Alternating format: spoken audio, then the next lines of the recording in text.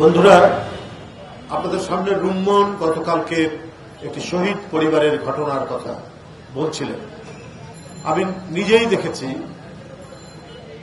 নিরবচ্ছিন্ন কান্না কাকে বলে, সেই কান্নায় চোখের পানি দেখা যায় না, কিন্তু অবিরামভাবে অশ্রু বিসর্জন দিয়ে যাচ্ছেন বিএম শাহীন কলেজের ছাত্র শহীদ আহনাফের মা এবং বাবা।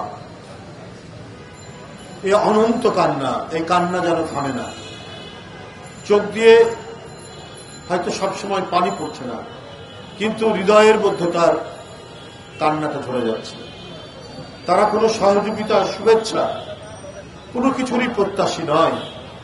আমি কথা বলে দেখেছি, তারা প্রত্যাশা করছে ঘাতকদের বিচার হোক, এটাই দেখে যেতে চায়।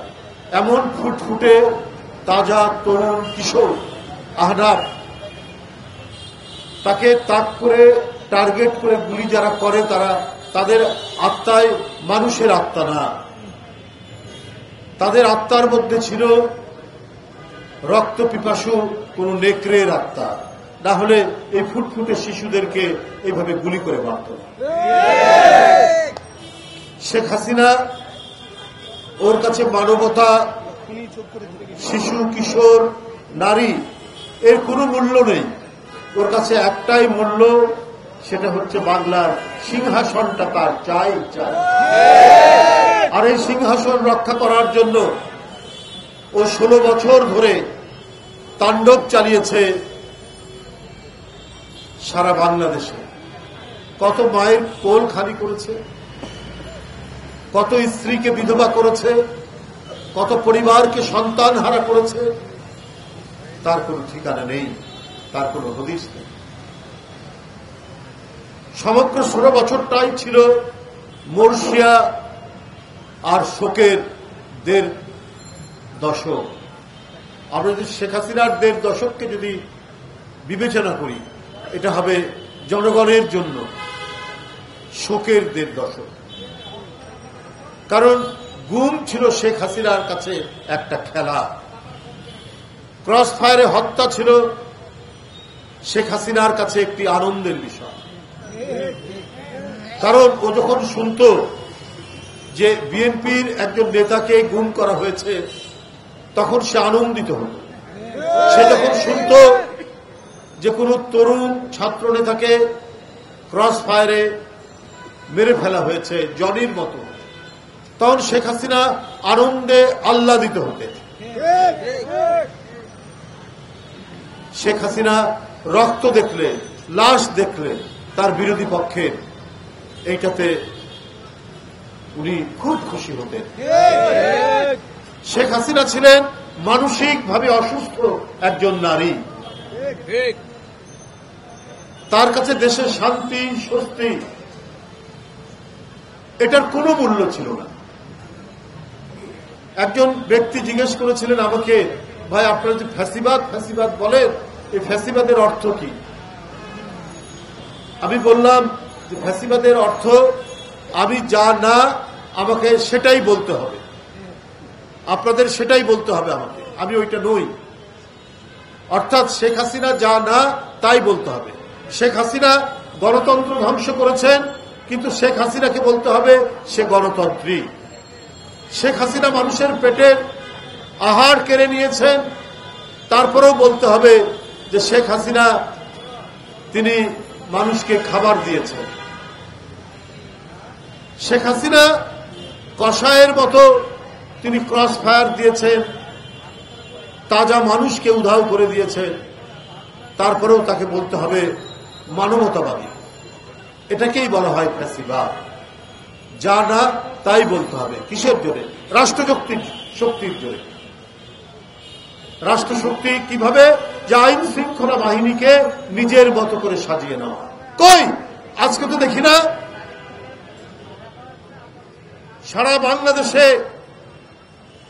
কত মানুষ মারা যাচ্ছে বিভিন্ন সামাজিক সংঘাত, সংঘর্ষে।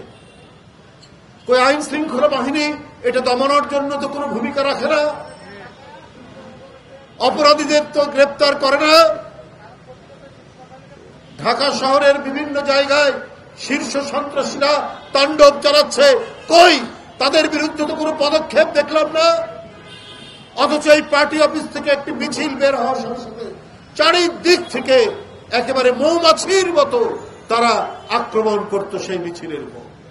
সে যদি গ্রামের ধান ক্ষেতের মধ্যে লুকিয়ে থাকতো বা বাঁশঝাড়ের মধ্যে লুকিয়ে থাকতো, তাহলেও আমরা দেখেছি আইন শৃঙ্খলা বাহিনী, র্যাব, পুলিশ সেইখানে গিয়ে তাদেরকে ধরে নিয়ে এসছে। তো আজকে যারা সমাজ অপরাধী তাদেরকে গ্রেপ্তার করে আজকে সমাজে শান্তি শৃঙ্খলা আনা হচ্ছে না। যারা আহনাফকে গুলি করে মেরেছে, যারা আবু সাইদকে হত্যা করেছে, যারা মুগ্ধকে হত্যা করেছে, তারা আইন শৃঙ্খলা বাহিনীর লোক। অথচ তাদেরকে কেন আইনের আওতায় নিয়ে এসে বিচার করা হচ্ছে না? তাদেরকে কারা আইনের আওতা থেকে রেহাই দিচ্ছে, তাদেরকে আমরাও চিহ্নিত করে রাখছি। আজকে কেন আহনাফের মায়ের চোখ দিয়ে এখনো কান্না গড়িয়ে পড়বে? এখনো কেন মুগ্ধের মায়ের অশ্রু সংবরণ হবে না? আবু সাইদের মায়ের চোখ দিয়ে পানি সংবরণ হবে না? যদি আজকে এই ঘাতক, এই কসাইদেরকে যদি গ্রেপ্তার করতেন, তাহলে কিন্তু হয়তো তাদের বাপ মায়ের প্রাণ কিছুটা শীতল হতো। কিন্তু সেটা আপনারা করতে পারেননি। বরং আমরা কি দেখছি, বিভিন্ন জায়গায় মামলার নামে যে বাদী, তিনি বিএনপির আরেক লোককে আসামি করছেন। এই চক্রান্ত প্রায় জায়গায় হচ্ছে, এবং এর সাথে কারা কারা জড়িত, কে কে এই কাজগুলো করছেন সেটাও আমরা জানি। যারা 15-16 বছর লড়াই করছেন, তাদের অনেককে আসামির নামের মধ্যে নাম দেওয়া হয়েছে। শুধুমাত্র কোথাও এলাকায় কেউ পয়সা দিয়ে কোনো না কোনো ভাবে এই কাজটি করা হচ্ছে। এর তো প্রথম প্রাথমিক দায়িত্ব এখন যারা থানায় যারা কর্মরত আছেন, তারাই তো ওই সমস্ত অপরাধীদেরকে ধরবেন। এক যুবলীগ, ছাত্রলীগ, আর সবচেয়ে বড় কাজ করেছে হচ্ছে আইন শৃঙ্খলা বাহিনী।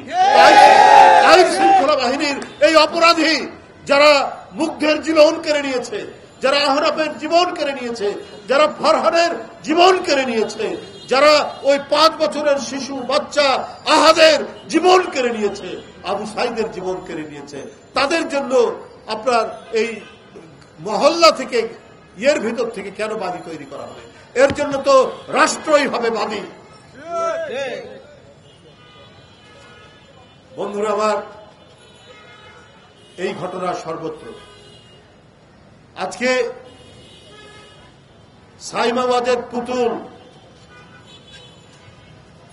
তার সূচনা নামে একটি ফাউন্ডেশন করেছিলেন। দুদক খোঁজ করে দেখছে এই নামে কোনো ফাউন্ডেশন নেই। শেখ হাসিনার ছেলে জয়, সেও একটি বিনিময় নামে একটি প্রতিষ্ঠান করেছিল। বিনিময় না কি নামে, সেটাও খোঁজ করে দেখছে তার নাই। প্রতারক যখন রাষ্ট্র ক্ষমতায় থাকে, তার সন্তানদেরকেও প্রতারক বানায়, তার প্রমাণ হচ্ছে শেখ হাসিনা এবং তার ছেলে মেয়েরা। উনি নাকি কর্মসূচি দিয়েছে, এটা সত্য কিনা জানি না, ফেসবুক উঠেছে, এটা কতটুকু সত্য বলতে পারবো না, বা অথবা তারই নির্দেশে কেউ এসব ছড়িয়ে দিচ্ছে প্রতিক্রিয়া জানার জন্য। এখন কি মুগ্ধের রক্তের দাগ শুকিয়েছে? আহনাফের রক্তের দাগ শুকিয়েছে? শুকায়নি। আবু সাইদের রক্তের দাগ মুছে। আপনি যে $10,000 কোটি ঋণ নিয়েছেন, যে ঋণের কারণে প্রায় 1.25 লক্ষ টাকা আজকে নবজাত শিশুর মাথার উপরে এই ঋণের বোঝাটি চেপেছে, এটা কি জন্য নিয়েছিলেন? আপনার ব্যবসায়ীদেরকে, আপনার পছন্দের ব্যবসায়ীদেরকে দিয়ে বিভিন্ন মেগা প্রজেক্টের কাজ করিয়ে বাদবাকি টাকা পাচার করাবে, নামমাত্র কাজ। তার প্রমাণ তো এখন আমরা পাচ্ছি প্রতিদিন, প্রতিনিয়ত। ভাগ্নির নামে ফ্ল্যাট, ছোট ভাগ্নির নামে ফ্ল্যাট, পূর্বাচলে এক একজনের নামে 10 কাঠা জায়গা, মোট 60 কাঠা।